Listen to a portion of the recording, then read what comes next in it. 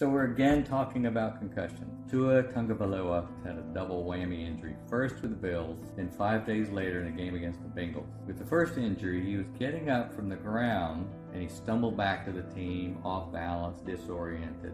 Classic symptoms of a concussive head injury. On the second episode, barely 5 days later, he stayed down. The video of him lying there unconscious also showed odd arm and hand movements.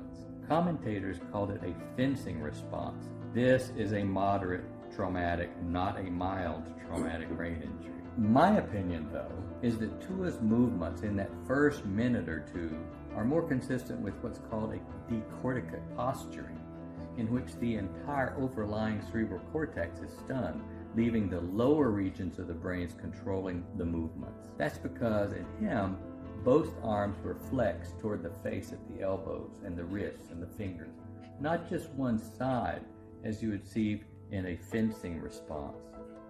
Either way, it's a significant disruption of the brain's connections, which we refer to as a diffuse cortical brain injury. This is a serious injury. Finally, and this is my opinion after having treated CTE in a number of Hall of Fame players, if I were Tua, I would not go back to the game of football. I would consider sportscasting.